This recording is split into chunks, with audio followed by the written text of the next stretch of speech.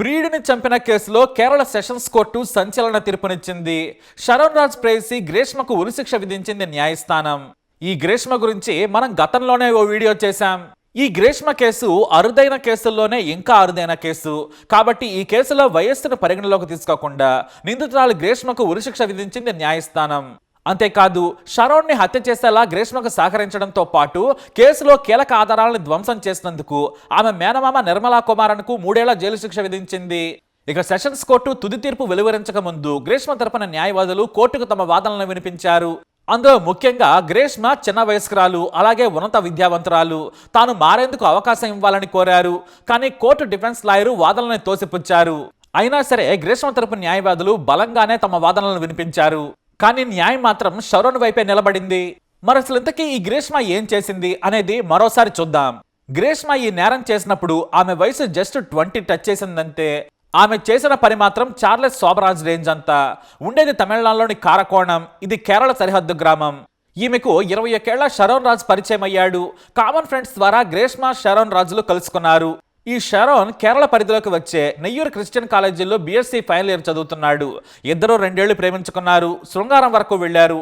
పెళ్లి కూడా చేసుకుందాం అనుకున్నారు. ఇద్దరు బాగానే 2 ఏళ్లు తిరిగారు. అయితే షరోన్ మీద బోరు కొట్టగానే గ్రీష్మ అతన్ని వదిలేసింది. తనతో కలిసి ఉండాలని, ప్రేమించాలని గొడవ పెట్టుకున్నాడు షరోన్. కానీ ఆమె నానా మాటలు అని తన మనసు విరిచేసి వెళ్లిపోయింది. షరోన్ ప్రియురాలు దూరమైందని మదన పడ్డాడు. వీరి లవ్ గురించి కాలేజ్ మొత్తం తెలుసు. కానీ ఈ గ్రీష్మ తనకు కావాల్సిన రొమాంటిక్ ఎక్స్పీరియన్స్ ను పొందేసి టాటా బాయ్ బాయ్ చెప్పేసి వెళ్లిపోయింది. గ్రీష్మ తల్లిదండ్రులు మంచి సంబంధాలు చూస్తూ ఉన్నారు. మొత్తానికి షరోన్ కంటే బెటర్ మొగుడితో సెటిల్ అవ్వాలనుకుంది గ్రీష్మ. బాగా ఆస్తిపాస్తులున్న ఓ కుర్రాడి సంబంధం రానే వచ్చింది. పెళ్లి చూపులు కూడా కుదిరాయి. Everything is fine. కానీ ఎంగేజ్మెంట్కి వెళ్లే ముందు గ్రీష్మ జాతకాన్ని ఓ జ్యోతిష్కుడికి చూపించారు. మామూలుగా జరగబోయేది ఏ జ్యోతిష్కుడు కూడా చెప్పలేడు. కానీ కళ్ళ కట్టినట్లుగా గ్రీష్మకు చెప్పారు. అది వాళ్ళు నమ్మేశారు. ఎందుకంటే వాళ్ళకి మూఢనమ్మకాల మీద ఎక్కువ నమ్మకం. సరే, ఆ విషయం పక్కన పెడితే మంచి సంబంధం, కోటీశ్వరుడి ఫ్యామిలీ నుంచి సంబంధం రావడంతో వెంటనే ప్రియుడికి చాక్లెట్ నోట్లో పెట్టి బ్రేకప్ అంది. గ్రీష్మ కుటుంబం కూడా ఆర్థికంగానే బలంగా ఉంది. దీంతో రిచ్ ఫ్యామిలీలోకి వెళ్లాలనుకుంది. కానీ పెళ్ళనగానే జ్యోతిష్కుడి దగ్గరకు వెళ్లారు. గ్రీష్మ పుట్టుక, రాశి, నక్షత్రం చూశాడు ఆ జ్యోతిష్కుడు. అలాగే ఓ గవ్వలేసేసి భయంకరమైన మాట చెప్పాడు. గ్రీష్మకు పెళ్లైన కొద్ది రోజులకే ఆమె మొదటి భర్త చనిపోతాడు. ఇది విధి రాసిన రాత. నీ తలరాతను బ్రహ్మదేవుడు కూడా మార్చలేడని సినిమా రేంజ్ డైలాగ్ చెప్పాడు. అసలే గ్రీష్మకు ఆమె తల్లిదండ్రులకు జాతకాలపించి వారి కుల జ్యోతిష్కుడు చెప్పిన మాట నిజమవుతుంది అనుకున్నారు. దీంతో గ్రీష్మకు అప్పుడే ఓ వెధవ ఐడియా వచ్చింది. నాకు కాబోయే భర్తను ఎలా కాపాడుకోవాలో నాకు తెలుసు, మీరు ముహూర్తాలు పెట్టమని చెప్పేసింది. గ్రాండ్గా ఎంగేజ్మెంట్ కూడా చేసుకుంది గ్రీష్మ. 2023 ఫిబ్రవరిలో పెళ్లి చేయాలని కుటుంబ సభ్యులు నిర్ణయించారు. ఎందుకంటే పెళ్లి కొడుకు ఏదో పెద్ద జాబ్ చేస్తున్నాడట. తనకు ఫిబ్రవరిలోనే వీలు కుదురుతుందని చెప్పాడు. కానీ నవంబర్ 22 లోపు గ్రీష్మ మొదట పెళ్లి చేసుకోవాలి. ఆ తర్వాత పెళ్ళైతే ఆమె తల్లిదండ్రులకు కూడా కీడేనన్నాడు ఆ జ్యోతిష్కుడు. దేవుడి శాపంతో కుటుంబం అంతా విలవల్లాడుతుందన్నాడు. అతని మాట విన్న గ్రీష్మ నవంబర్ 2022 వరకు తన మొదటి భర్త చనిపోతే చాలనుకుంది. అందుకు తన మాజీ ప్రియుడు షరోన్ రాజును వాడుకోవాలనుకుంది. మళ్ళీ అతనికి ఫోన్ చేసి దగ్గరైంది. రొమాంటిక్ గా మాట్లాడి ముద్దులివ్వడంతో ఉక్కిరిబిక్కిరయ్యాడు షరోన్ రాజ్. అతను క్లోజ్ అయిన తర్వాత మనం పెళ్లి చేసుకుందామని ఒత్తిడి చేసింది. కానీ ఇంట్లో వాళ్ళు ఇప్పుడే ఒప్పుకోరు, కాస్త సమయం కావాలన్నాడు. అయితే మనం రహస్యంగా పెళ్లి చేసుకుందాం, ఈ విషయాన్ని ఎవరికి చెప్పకుండా ఉందామని చెప్పింది. దీంతో శరణ్ రాజ్ సరేనన్నాడు. అతన్ని తీసుకెళ్లి ఓ గుడిలో బొట్టు పెట్టించి తాళి కట్టించేసుకుంది గ్రీష్మ. అంటే అఫీషియల్గా భర్త అయిపోయాడు. దీంతో ఇక బాయ్ ఫ్రెండ్ను చంపేందుకు ప్లాన్ చేసింది. తాను తన హెల్త్ బాగుండేందుకు ఒక ఆయుర్వేదిక్ కాంక్షన్ తాగుతున్నాను, నీకు కావాలా అంది. ఇది తాగితే ఇమ్యూనిటీ పెరుగుతుందని చెప్పింది. షరోన్ సరేనన్నాడు, తాగాడు. ఆ మరుసటి రోజే జ్యూస్ ఛాలెంజ్ పేరుతో 2 జ్యూస్ బాటిల్స్ను కొన్న గ్రీష్మ ఎవరు వేగంగా తాగుతారో చూద్దామని పోటీ పెట్టింది.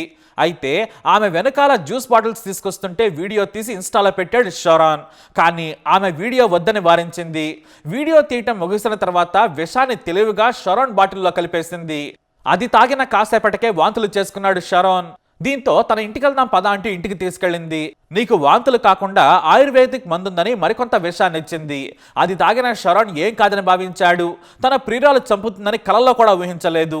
ఓవైపు వాంతులవుతూనే ఉన్నాయి. తన స్నేహితుడైన రెజ్ని పిలిపించుకొని ఇంటికి వెళ్ళిపోయాడు. ఆ మరునాడు కూడా వాంతులయ్యాయి.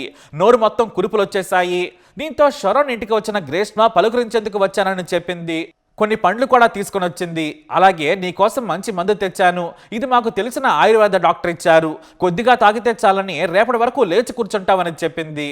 పాపం నమ్మేశాడు షరోన్. అయితే ఆ మరుసటి రోజుకు పరిస్థితి విషమించడంతో షరోన్ ఆసుపత్రికి తరలించారు. షరోన్ అన్న షిమోన్ స్వతహాగా ఆయుర్వేదిక్ డాక్టర్. గ్రేష్మకు ఫోన్ చేసి నువ్వు ఏ మందు మా తమ్ముడికి ఇచ్చావో చెప్పు, లేదా దాని లేబుల్ తీసి ఫోటో వాట్సాప్ చేయమని కోరాడు.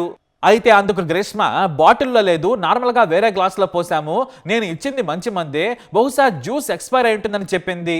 కానీ వారం రోజుల పాటు ఆసుపత్రిలో పోరాడిన షరోన్ సెప్టెంబర్ 25న ఆసుపత్రిలో చనిపోయాడు.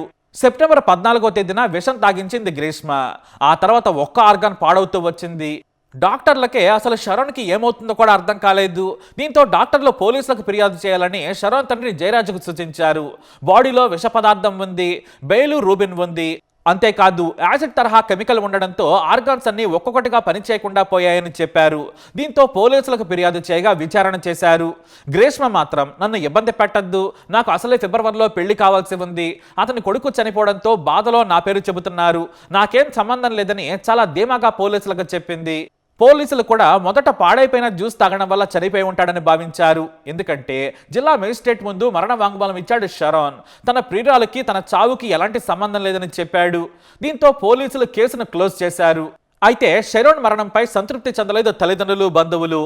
న్యాయం కోసం హైకోర్టుకు వెళ్లాలనుకున్నారు. విషం కలిపినట్లు ఉందని డాక్టర్లు చెప్పారు. అయినా తమకు న్యాయం జరగడం లేదు. నా కొడుకు శరీరంలోకి ఎలా విషం వచ్చిందో తేల్చాలని మీడియా ద్వారా పోలీసులను కోరారు. అయితే ఈ వార్త మీడియాలో చూసిన జిల్లా రూరల్ ఎస్పీ ప్రత్యేక టీంలను ఏర్పాటు చేసి విచారణ చేయించారు. అన్ని మేనేజ్ చేసిన గ్రేష్మ ఓ చోట నోరు జారింది. అక్కడే క్రైమ్ బ్రాంచ్ పోలీసులకు ఆమె మాటలపై అనుమానం కలిగింది. తానిచ్చిన జ్యూస్ను ఓ ఆటో డ్రైవర్ తాగాడు, నేను కూడా మిగిలింది తాగానని చెప్పింది. మరి ఆ ఆటో వ్యక్తి ఎవరంటే మాత్రం నాకు తెలియదని చెప్పింది. దీంతో అనుమానం వచ్చిన పోలీసులు మొదట ఆమె ఫోన్ను స్వాధీనం చేసుకున్నారు. అప్పుడే వారికి పలు షాకింగ్ విషయాలు తెలిసాయి. తానిచ్చిన జ్యూస్ను ఎవరికీ చెప్పొద్దు, వీడియో డిలీట్ చేయమని వాట్సాప్లో మెసేజ్లు పంపింది గ్రేష్మ. పెళ్లి గురించి కూడా దాచింది. దీంతో గ్రేష్మను అదుపులోకి తీసుకుని విచారించడంతో జ్యోతిష్కుడి కథ మొత్తం బయటకు వచ్చింది. జాతకం ప్రకారం నవంబర్ రాకముందే మొదటి భర్తను చంపేయాలనుకున్నాను, అందుకే స్లో పాయిజన్ ఇచ్చి చంపానని తెలిపింది గ్రేష్మ. దీంతో పోలీసులకు మతి పోయింది.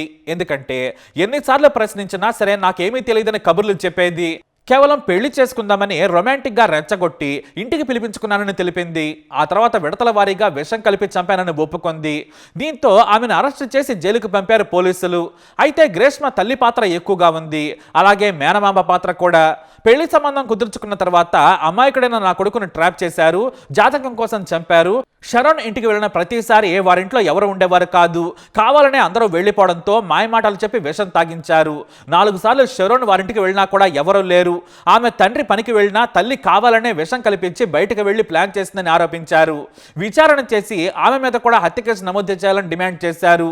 ఇక ఈ కేసు తర్వాత ఆమె మేనమామ బయటకు వచ్చాడు, ఆధారాలను ధ్వంసం చేయడానికి ప్రయత్నించాడు. దీంతో అతనిపై కేసు నమోదైంది. ఇప్పుడు గ్రేష్మకి ఉరిశిక్ష పడింది. ఆమె మేనమామకి 3 ఏళ్ల ఖైదు. అయితే ఇక్కడ గ్రేష్మ వయసు చాలా చిన్న, అంటే కేవలం 23 ఏళ్ల లోపే. దీంతో తమ న్యాయవాదులు గ్రేష్మకు క్షమాభిక్ష పెట్టాలని కోరారు. కానీ న్యాయమూర్తి మాత్రం వయస్సుని అస్సలు పరిగణలోకి తీసుకోలేదు. షరోన్ చనిపోయినప్పుడు ఈ ఉదంతం కలకలం రేపింది. తీవ్ర నిరసనలు కూడా చెలరేగాయి. నిర్మల్ కుమారన్ని, గ్రేష్మని, అలాగే ఆమె తల్లిని అదే ఏడాది అదుపులోకి తీసుకుని విచారించారు. ఇప్పుడు గ్రేష్మకి మరణశిక్ష విధించారు. అయితే ఈ తీర్పు విన్న తర్వాత గ్రేష్మ ఎలాంటి రియాక్షన్ లేకుండా కోర్టులో నిలబడి ఉందట. మరి ఈ గ్రేష్మపై మీరేమంటారు? మీ అభిప్రాయాన్ని కమెంట్ ద్వారా తెలియజేయండి. ఈ వీడియో అప్డేట్స్ కోసం మా ఛానల్ ఫాలో అవ్వండి, అలాగే తప్పకుండా సబ్స్క్రైబ్ చేసుకోండి.